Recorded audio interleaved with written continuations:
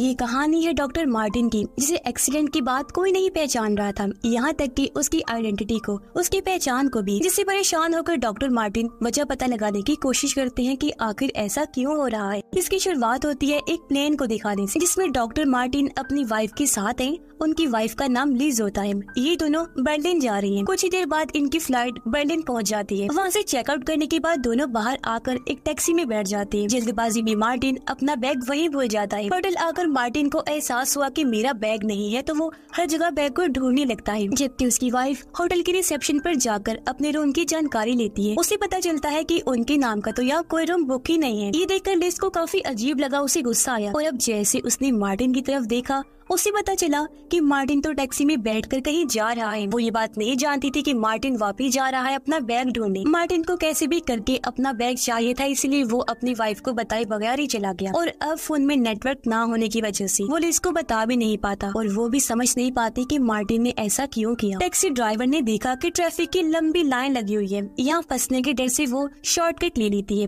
ताकि मार्टिन को जल्दी एयरपोर्ट पहुँचा सके। और अचानक इनकी गाड़ी का एक्सीडेंट हो गया, जिससे गाड़ी पुल के नीचे नदी में गिर जाती है। जल्दी जल्दी ड्राइवर गाड़ी का कांच तोड़कर मार्टिन को बाहर निकालती है, पर तब तक वो काफी जख्मी हो गया था। एक्सीडेंट का पता लगते ही यहाँ मेडिकल टीम आ गई और वो मार्टिन को उठाते हैं, जबकि टैक्सी ड्राइवर यहाँ से चली जाती है। मार्टिन की हालत देखकर उसे हॉस्पिटल में दाखिल कर लिया जाता है, जहाँ 4 दिन बाद मार्टिन को होश आए। डॉक्टर उसे बताते हैं कि आप पिछले 4 दिन से कोमा में थे। मार्टिन अभी भी काफी हैरान और परेशान था, इधर उधर अपनी वाइफ को ढूंढने लगता है। फिर डॉक्टर से पूछता है क्या मेरी वाइफ नहीं आई यहाँ। डॉक्टर ने उसे बताया कि हमें नहीं पता था कि आपकी वाइफ भी है, हमें तो आपका नाम तक नहीं पता था, क्योंकि आपके पास ही हमें आपकी आईडी भी नहीं मिली। आपको कोई ढूंढने भी नहीं आया, जिससे हमें लगा कि आपका कोई नहीं है। ये कहकर वो मार्टिन को उसका सामान देते हैं। मार्टिन ने अपनी घड़ी को देखा, तब उसे याद आया कि ये तो लिज ने मुझे गिफ्ट दी थी। फिर वो अपने डैड की दी हुई डायरी देखता है, जिसमें कुछ वर्ड्स लिखे हुए थे जो हमेशा उसके डैड बोला करती थी, साथ ही कुछ नंबर्स भी थे। तभी मार्टिन टीवी चलाता है, उसे एक कॉन्फ्रेंस की जानकारी मिली।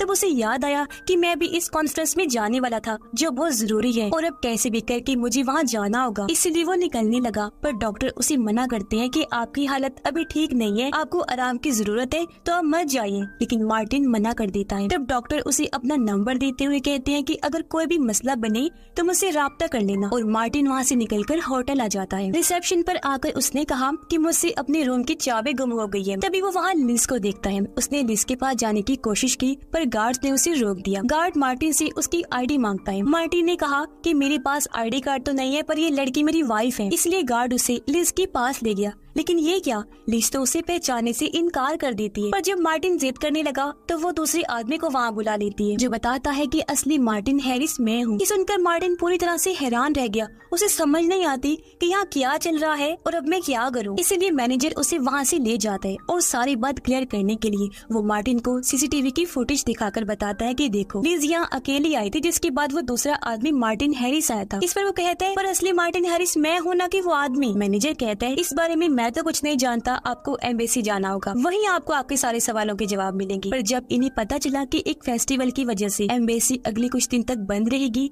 तो मार्टिन मायूस होकर वहाँ से चला जाता है। वो एक छोटे से होटल में आता है, पर वहाँ भी उसे पासपोर्ट न होने की वजह से रूम नहीं मिलता। मार्टिन अपने दोस्त को कॉल करके सब कुछ बताता है जो कुछ उसके साथ हो रहा है। तभी उसने नोटिस किया कि एक गाड़ी सुबह से मेरे पीछा कर रही है। वो घबरा गया, जल्दी से मेट्रो में आकर बैठ जाता है और अपनी डायरी में भी वो सब चीजें लिखने लगता है जो उसे याद है। स्टेशन पर उतरने के बाद वो उस टैक्सी को देखता है जिसमें उसका एक्सीडेंट हुआ था। वो फौरन टैक्सी वालों के पास जाकर उसके बारे में पूछता है।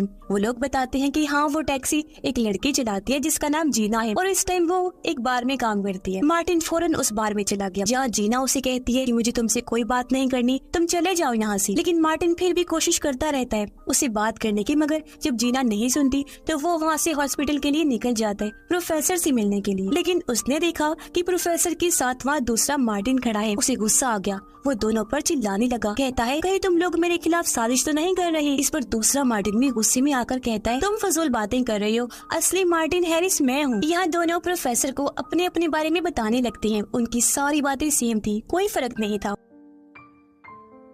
तब दूसरा मार्टिन अपना वॉलेट निकाल कर दिखाता है जिसमें उसका आईडी कार्ड और इस मार्टिन की लिज के साथ तस्वीर थी। ये देखकर याददाश्त खो चुके मार्टिन को फौरन याद आया कि बिल्कुल यही तस्वीर तो मेरी भी है लिज के साथ, पर यहाँ मेरी जगह ये आदमी कैसे आ गया। ये सारी चीजें वो बर्दाश्त नहीं कर पाता, उसका दिमाग चकरा जाता है और वो बेहोश होकर नीचे गिर जाता है। मार्टिन को जब होश आई तो नर्स उसके सामने थी। वो मार्टिन को एक डिटेक्टिव का नंबर देते हुए कहती है कि ये तुम्हारी मदद कर सकता है। डॉक्टर उसे कहती है कि तुम दिमागी तौर पर अभी भी बीमार हो, तुम्हें आराम की जरूरत है और इसीलिए उस दिन मैं तुम्हें जाने से मना कर रहा था, तुम्हें तब नहीं जाना चाहिए था। मार्टिन कहते हैं अच्छा आप ये बताएं, अगर मैं मार्टिन ना होता तो क्या मुझे मार्टिन के बारे में सारी बातें याद होती? मुझे लगता है कि कुछ बहुत ही बड़ा और गलत हो रहा है जिसके बारे में कोई नहीं जानता। डॉक्टर कहती है हम तुम्हारे कुछ और टेस्ट करवाने वाले हैं। जहाँ मार्टिन को MRI टेस्ट के लिए ले जाया गया, पर टेस्ट होने से पहले वहाँ एक अनजान आदमी आ जाता है। इसे मार्टिन ने स्टेशन पर देखा था और अब वो मार्टिन को ले जाने लगा। नर्स ने जब उसे रोकने की कोशिश की तो आदमी नर्स को मार गिराता है। ये देखकर मार्टिन काफी घबरा गया, जल्दी से वहाँ से भाग जाता है। वो बाहर आकर एम्बुलेंस में बैठ गया और एम्बुलेंस उसे कुछ दूर ले जाकर उतार देती है। मार्टिन सबसे पहले लिज को कॉल करते हैं ताकि एक बार फिर उससे बात करके उसे समझा सके, पर दूसरा मार्टिन फोन उठाता है जिस बात से परेशान होकर वो फोन रख देता है। तभी उसे याद आया कि नर्स ने मुझे एक डिटेक्टिव का नंबर दिया था, इसलिए मार्टिन फौरन डिटेक्टिव से मिलने गया। उसे सारी बात बताकर कहता है कि मेरी मदद करो और मेरी आइडेंटिटी पहचान दुनिया के सामने लेकर आओ। वो डिटेक्टिव को अपनी डायरी देते हैं जिसमें उसके डैड के लिखे हुए लफ्ज और नंबर्स थे। डिटेक्टिव पूछता है तुमने आखिरी बार बात किससे की? मार्टिन बताता है कि टैक्सी ड्राइवर से। डिटेक्टिव ने कहा तुम एक बार मेरी बात करवाओ टैक्सी ड्राइवर से, क्योंकि उसकी बात सुनकर ही मैं सारा खुलासा कर सकता हूँ। इसलिए मार्टिन अपने पैसे और सामान रखे जीना के पीछे चला जाता है। वो उसे कहता है कि एक बार बस तुम डिटेक्टिव से बात कर लो प्लीज, इससे मेरी मदद हो जाएगी। और मुझे तो ये समझ नहीं आ रही थी कि उस दिन तुम वहाँ से भागी क्यों, जबकि तुम तो लीगल वर्कर हो, गैर कानूनी तो काम नहीं कर रही ना। फिर अब तुम बस एक बार मेरे डिटेक्टिव से बात कर लो, फिर से तुम्हें परेशान नहीं करूंगा। जबकि उधर डिटेक्टिव एयरपोर्ट पर कॉल करके किसी से जानकारी ले रहा होता है। असल में उसे एक कत्ल की साजिश के बारे में जानकारी मिली थी। पता चलता है कि वो साजिश अरब के प्रिंस के लिए हो रही है जिस पर हाल ही में हमला हुआ है, यानी कोई उसे मारना चाहता है। मार्टिन जीना को अपनी घड़ी देते हुए कहता है बस एक बार बात कर लो, जिसके लिए वो मान जाती है और मार्टिन को लेकर अपने घर आ जाती है। या जीना ने उसे बताया कि मैं लीगल वर्कर नहीं हूँ, बल्कि मेरे पास भी पेपर्स नहीं है। मैं दिन रात मेहनत करके पैसे जोड़ रही हूँ ताकि अपने पेपर्स बनवा सकूँ और जितने जल्दी हो सके यहाँ से निकल जाऊँ। मार्टिन जब बाथरूम में था तो तभी जीना का दरवाजा बजा। उसने जैसे दरवाजा खोला तो लोग जबरदस्ती अंदर घुस आए। वो जीना पर हमला कर देते हैं और एक आदमी उसे पकड़ लेता है, जबकि दूसरा मार्टिन को ढूंढने लगता है ताकि उसे मार सके। लेकिन मार्टिन, जिसे पहले उनके आने की खबर हो चुकी थी, वो खिड़की के जरिए यहाँ से भाग गया था। वो आदमी खिड़की से बाहर आकर हर जगह मार्टिन को ढूंढने लगा, पर जब उसे वो नहीं दिखा तो आदमी वापस अंदर आ जाता है। ये लोग जीना को मारने ही वाले थे कि तभी मार्टिन वापस आया और इन दोनों पर हमला बोल देता है। उसकी एक आदमी से हाथापाई हो गई। तब जीना एक इंजेक्शन लेकर आदमी की गर्दन में घुसा देती है, जिससे इन्हें भागने का मौका मिल गया। दोनों वहाँ से भागकर बाहर आई, एक गाड़ी लेकर निकल जाते हैं, पर दोनों गुंडे अभी भी इनका पीछा कर रहे थे दूसरी गाड़ी से। और कुछ देर तक ये सिलसिला ऐसे ही चलता रहा। लेकिन एक टाइम ऐसा आया जब इनकी गाड़ी ट्रेन से टकराने वाली थी। उससे बचने के चक्कर में दोनों गाड़ियों का एक्सीडेंट हो गया। लेकिन मार्टिन और जीना गाड़ी से निकलकर भाग जाती हैं। वो सीधा एक क्लब में आए जहाँ जीना मार्टिन पर काफी गुस्सा हुई। कहती है कि मुझे लगता है तुम एक कातिल हो, क्योंकि एंड में तुम जैसे लोग खूनी ही निकलते हैं। अब मेरी जिंदगी भी खराब हो जाएगी, ना जाने में कैसे तुम्हारे चक्कर में फंस गई। इतना बोलकर वो नाराज होकर वहाँ से निकल जाती है। तब मार्टिन एक बार फिर डायरी में लिखे हुए उन नंबर्स को देखने लगा और ये समझने की कोशिश करता है। उसे समझ लगी कि ये नंबर्स एक कोड है जिन्हें मार्टिन डिकोड करता है। डिकोड होते ही ये नंबर्स कुछ अल्फाज बना देते हैं जो दो साइंटिफिक नाम बन रहे थे। इन नामों को लेकर मार्टिन डिटेक्टिव के पास आया और उसे कहता है कि मुझे बस 2 नाम ही मिले हैं, जिनके अलावा मुझे कुछ भी नहीं पता। डिटेक्टिव ने पूछा कि तुम्हें प्रिंस के बारे में कितना पता है, जिससे इन्हें पता चला कि दुनिया में चल रही भूखमरी गुर्बत को लेकर एक मीटिंग होने वाली है जिसमें प्रिंस भी आएगा और कोई मार्टिन का नाम इसलिए इस्तेमाल कर रहा है ताकि उस मीटिंग में वो प्रिंस के करीब आ जाए और मौका मिलते ही उसे मार दे। जो जानकर मार्टिन भी अपनी प्लानिंग शुरू कर देता है। वो जीना को लेकर वहाँ से निकल गया। कहता है कि मैं अब लिज का पीछा करना चाहता हूँ, क्योंकि मुझे पता है वो एक एग्जीबिशन में जाने वाली है और उसे जरूर कुछ पता है। एग्जीबिशन की बिल्डिंग के बाहर पहुंचकर वो जीना को वही छोड़ता है और लिज का पीछा करते हुए अंदर चला जाता है। तभी यहाँ दूसरा मार्टिन भी आ गया, इसीलिए जीना फौरन मार्टिन को कॉल करके कहती है कि अलर्ट रहना। मार्टिन लिज के पास आ गया। वो कहती है कि तुम मेरा पीछा क्यों कर रहे हो? मार्टिन कहता है मुझे याद है मैं तुम्हारे साथ यहाँ आया था, ये सब तुम क्या कर रही हो और क्यों कर रही हो? इस पर वो कहती है कि अगर मैं ऐसा नहीं करूँगी तो वो हम दोनों को मार देगा और अगर तुम्हें तुम्हारे सवालों के जवाब चाहिए तो अपना खोया हुआ ब्रीफकेस ढूंढो। जो बोलकर वो यहाँ से चली जाती है।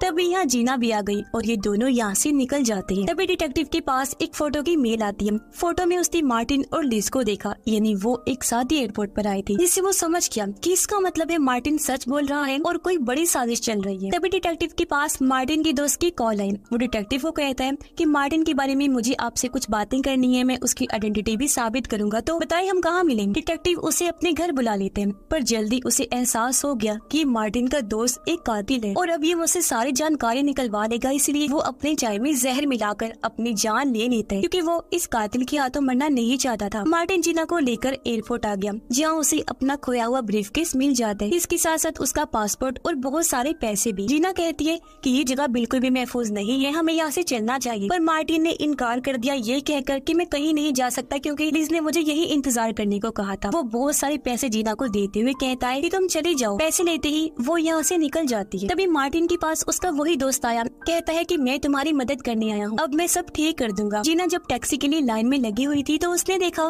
कि कुछ लोग जबरदस्ती मार्टिन को अपने साथ ले जा रहे हैं, तो वो जल्दी से एक टैक्सी चुरा कर मार्टिन वाली गाड़ी का पीछा करती है। मार्टिन का दोस्त उसे एक सुनसान जगह पर ले आया था और उसे पीटने लगता है, फिर बताता है कि सब कुछ हमेशा परफेक्ट अच्छा होते आया है, तुम अपने काम बहुत अच्छे से करते थे, पर इस बार न जाने तुम्हें क्या हो गया। ये कहकर वो उसे बताता है कि तुम मार्टिन हैरिस नहीं हो, ये सारी मन गढ़ंत कहानियां हैं, सारी चीजों को मैंने प्लान किया, तुम्हें मार्टिन बनाकर यहाँ भेजने वाला भी मैं ही हूँ, पर तुमने सब कुछ खराब कर दिया। इतना बोलकर वो मार्टिन को मारने की तैयारी करता है। तब मार्टिन उससे पूछता है, अच्छा अब ये बताओ कि मैं आखिर हूँ कौन। वो जवाब देता है कि तुम एक पेशावर कातिल हो, तुम्हारा काम ही लोगों को मारना है, तुम यहाँ भी प्रिंस को मारने आई थी, पर तुमने सब गड़बड़ कर दी, इसलिए अब तुम मरने वाले। इतना कहकर उसने अपने साथी को कहा कि मार्टिन की जान ले लो। वो उसे मार ही देता, पर ऐन वक्त पर यहाँ जीना आ गई। वो उस आदमी को धक्का मारकर उनकी गाड़ी भी ठोक देती है। इस गाड़ी में ब्लास्ट हुआ और मार्टिन की दोस्त समेत सब लोग मारे जाते हैं। मार्टिन अपने दोस्त का बैग चेक करता है, जिसमें उसे मार्टिन के बहुत सारे पासपोर्ट्स मिलते हैं, लेकिन सब पर अलग अलग नाम थे, जिससे मार्टिन को कंफर्म हो गया कि हाँ सच में मैं कातिल ही हूँ और आज रात ये लोग प्रिंस को मारने वाले हैं, जिन्हें कैसे भी करके मुझे रोकना है। हम प्रिंस को देखते हैं जो मीटिंग में आ चुका है, यहाँ प्रोफेसर भी है और लिज भी सारी प्लानिंग की तैयारी कर रही है। वो प्रिंस का वेलकम करती है। तभी यहाँ मार्टिन और जीना भी आ गई, जो पीछे के दरवाजे से अंदर आने की कोशिश करती है, पर सिक्योरिटी वाले दोनों को पकड़ लेते हैं। मार्टिन उनसे कहते हैं, जल्दी सारे लोगों को यहाँ से बाहर निकालो, क्योंकि मैंने यहाँ बॉम्ब लगाया हुआ है, वो भी 3 महीने पहले लगाया था, जिसे आज ब्लास्ट करना है। ये सुनकर वो लोग 3 महीने पहले की फुटेज चेक करते हैं। उन्हें पता चल गया कि हाँ मार्टिन सच कह रहा है। 3 महीने पहले मार्टिन और लिज यहाँ आए थे और उन्होंने बॉम्ब लगाया था, और अब लिज उस बॉम्ब को स्टार्ट कर देती है। ये बात होटल स्टाफ को भी पता लग गई थी, इसलिए वो सब लोगों को बाहर निकालने लगते हैं, जिनमें प्रिंस भी था, वो भी जाने लगता है। इसलिए लिज को एहसास हो गया कि अब बॉम्ब ब्लास्ट करने का कोई फायदा नहीं है और वो बॉम्ब को डीएक्टिवेट करने के लिए चली जाती है। तभी यहाँ मार्टिन प्रोफेसर को देखता है, जो अपनी दोनों बेटियों के साथ आए हुए थे। मार्टिन को दोनों बच्चियों के नाम पता चलते हैं, जो वही साइंटिफिक नाम थे जो उसे अपनी डायरी के कोड को डिकोड करने से पता चले थे। तब मार्टिन को समझ आ गया कि इन लोगों का टारगेट प्रिंस नहीं है बल्कि प्रोफेसर है, क्योंकि ये लोग प्रोफेसर की रिसर्च को हासिल करना चाहते हैं, क्योंकि ये एक ऐसी रिसर्च है जिसमें दुनिया की गुर्बत एक ही झटके में खत्म हो सकती है। पर हाँ, अगर ये रिसर्च गलत हाथों में चली गई तो बहुत बड़ी गड़बड़ हो जाएगी। तो आज ये लोग कैसे भी करके प्रोफेसर को मार देंगे, इसलिए मार्टिन प्रोफेसर के पास जाने लगा उन्हें बचाने के लिए। तभी दूसरा मार्टिन भी आ जाता है प्रोफेसर को मारने के लिए, पर रास्ते में जब दोनों का सामना हुआ तो उनकी खतरनाक लड़ाई होने लगती है। इसी बीच लिज भी बॉम्ब तक पहुंच गई, लेकिन बॉम्ब को डीएक्टिवेट करने से पहले बॉम्ब फट गया और लिज की मौत हो जाती है। मार्टिन भी दूसरे मार्टिन को मार देता है और जीना इस वाले मार्टिन को लेकर बाहर आई। इस हादसे में सिर्फ लिज की जान ही गई थी, जबकि बाकी सब लोगों को बचा लिया गया था, और मेन आदमी प्रोफेसर को भी। प्रोफेसर जल्दी अपनी कॉन्फ्रेंस को पूरा करके दुनिया को एक नई फसल के बारे में बताते हैं, जिसकी तादाद इतनी ज्यादा होगी कि दुनिया में गुर्बत, खाने पीने की किल्लत खत्म हो जाएगी, जिससे सब लोग बहुत ज्यादा खुश हो जाते हैं। मार्टिन जीना को एक नकली पासपोर्ट बनवा कर देता है और अपनी भी एक दूसरी आइडेंटिटी, जिसके बाद दोनों वहाँ से निकल जाते हैं अपनी जिंदगी के नए सफर पर, जहाँ वो एक साथ रहने का फैसला करते हैं। और ये कहानी भी इधर ही खत्म हो जाती है।